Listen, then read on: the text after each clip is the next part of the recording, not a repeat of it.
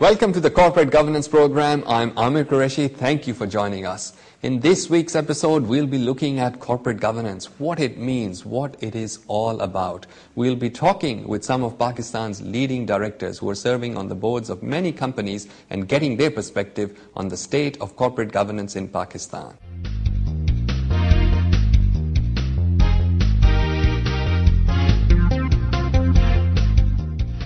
Resources or the demands of the shareholders versus the resources available.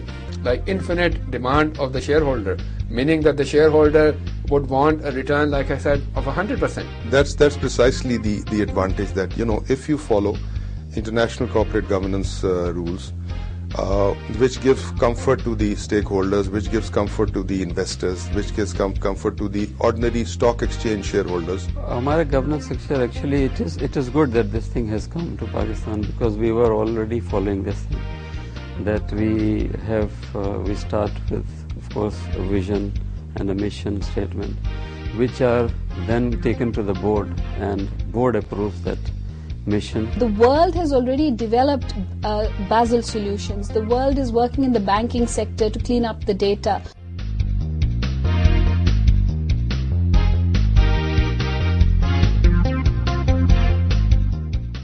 Now let me elaborate a little bit on the definitions that I gave you earlier. Corporate governance is indeed the system by which corporations are directed and controlled. It's a structure that specifies the rights and responsibilities of the various stakeholders. So, the shareholders, the management, and the board of directors. The system of corporate governance spells out the procedures for decision-making within an organization. And it provides the structures for setting and attaining company objectives and monitoring company performance. Now that, in a nutshell, is what corporate governance is all about. Now, to talk more about corporate governance and this particular program and the IFC's project, we're going to be joining Mr. Kaisar Naseem, the project manager of Pakistan Corporate Governance Project for the IFC. Kaisar Naseem, thank you very much for joining us on this program. I'd like to start off by asking you about, I suppose, what exactly is corporate governance, how do you define it, and how do you end up with a system of good corporate governance in your company? Actually, the definition of corporate governance varies from who is defining it, actually, when what stake that individual or group has. For example, the institutional investors have a separate definition where they emphasize more on equitable distribution of rights of all shareholders. The accountants have their definition where the emphasis more is on transparency, of the accounts, the finances. However, the internationally accepted definition is the one which the OECD, Principles of Corporate Governance, state. And what that states is that corporate governance is a system for the direction and control of companies. That's the first part. And it actually distributes the rights and responsibilities, helps to distribute the rights and responsibilities between the three main stakeholders, which are the shareholders, the board of directors, and the managers. So what each one of them is responsible for and what their duties are. And thirdly, it helps a company set objectives for itself and design a mechanism for monitoring these objectives. Mm-hmm. So basically a system for the control and direction of companies, which helps in distributing the rights and responsibilities of the three major stakeholders, and also helps put in place a system whereby you can set objectives, achievable objectives for the company, and then measure and evaluate those objectives. So that is corporate governance. Now, implementing corporate governance, you need, therefore, basically parameters. One is that you should have a commitment. I think we spoke about that at length. That is the basis of, when we talk about the parameters of corporate governance, that you need to have commitment. You need to have good board practices.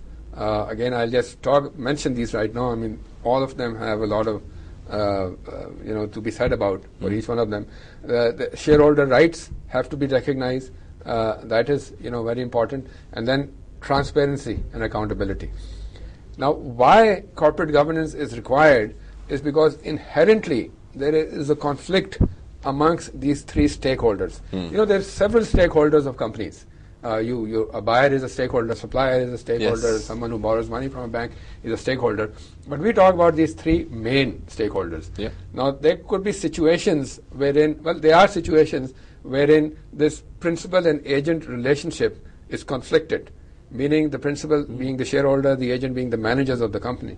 For example, a conflict could be that a shareholder's objective is that he puts in money into a business because the shareholder wants to get a return on the investment, 15, 20, maybe 100%. That is the objective of the shareholder. The agent, which is the manager's objectives, may be different. Well, one objective is to run the company, but the other objective may be to build an empire for himself so that he can run a company, he can hire 20, 30, maybe 100 people. He has a well-decorated office. So maybe that is his objective of being there. So there's an inherent conflict. The other conflict could be between the resources or the demands of the shareholders versus the resources available. Like infinite demand of the shareholder, meaning that the shareholder would want a return, like I said, of 100%. Whereas the manager of those resources is limited by the resources, firstly by the amount of money he has, maybe by the regulatory environment. Maybe he cannot invest in a project which gives a return of 100% if there is any. And we have examples in Pakistan, very recent examples of failures of companies because of this excessive demand by the shareholders on management, and the management not being able to deliver on that, hence had to venture into areas which were prohibited by regulation, which is real estate, by the way, which perhaps gave 50% and 60% and ended up closing down the shop. Corporate governance in Pakistan is very specific, even in respect of the makeup of the audit committees and the sorts of practices and processes that a company should have in place. If you go through the code, it really puts everything in black and white and says what the companies are supposed to do. Do you think that helps in terms of working out what you need in terms of a good system of corporate governance? Firstly, let me say that it doesn't spell out everything yet. I mean, it was the first attempt, and I can also share here with you that the code is going to be revised. Okay. And as a matter of fact, it's part of the IFC project as well, together with the Institute of Corporate Governance, to take a look at the existing code. And the reason being that it's been in effect for 5 years now, and there's been a lot of changes in the corporate sector in terms of adherence to corporate governance. There's a lot of feedback which we've got. But, for example, the code doesn't talk about independent directors yet. They talk about non-executive directors. That's right. So perhaps independent directors is something which has to be introduced now at this stage, since people are now realizing the benefits of independent directors. I may add here as well that the central bank, the State Bank of Pakistan, has its own code, which is over and above the code of corporate governance. That's the minimum. For the banking sector. For the banking sector. And the reason for that is that the banking sector has to be even more stringent in any country. The banking sector, because the banking sector is the backbone of an economy. And, if a company collapses, it doesn't do that much damage to the economy as if one small bank collapses. Absolutely. So the effects on the economy of that are more severe than of an ordinary company. And hence, the corporate governance structure of banks have to be more stringent. And the central bank here has already implemented that. Now, having said that, your question about is that good, whether it's black and white, there are 2 or 3 models of corporate governance internationally. Like in the UK, for example, in Hong Kong, it's not prescribed, it's not compulsory, it's not mandatory to adhere to the Code of Corporate Governance. There is a Code of Corporate Governance, but it's set out as best practice. Now, what is being done here is that the regulator is recommending to companies that this is best practice. You should follow it. But if you do not follow it, then give a reason why you are not following it. So that's one way. They prescribe it, or they tell you what it is, but it's not mandatory. And the market then determines whether they would like to invest in a company which doesn't have independent directors, for example. It's a requirement you should have 30% independent directors. But you may have a reason not to have them. And if you can convince the investor that, best practice is this, however, I think in my company we shouldn't have them, and these are the reasons why we shouldn't. And the investor is convinced and they invest in your companies. Good. Coming back to Pakistan, I would say that in a market like ours, which is emerging, where we are still feeling, what corporate governance is, what are international norms, it perhaps is a good idea to make it mandatory initially. And that's the first step this code has taken. Now, I would think that the next step would be to make it a little more stringent.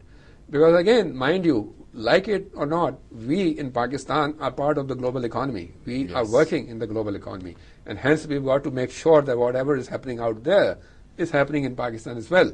Because Absolutely. we are in that market to buy or to sell or, whatever. So, and keeping in mind, I suppose, what you also said previously, the inherent conflict between the various stakeholders, it's important that these kinds of things are made mandatory. Absolutely. Now, in the coming episodes, we're going to be asking you about specific aspects of a good corporate governance model for our viewers, and hopefully you'll be adding a lot of value by telling them about specific things that they can do to make their own businesses, I suppose, more successful by adopting good corporate governance practices. So thank you for joining us once again. Thank you. We'll be back with more of the corporate governance program, but after a short break.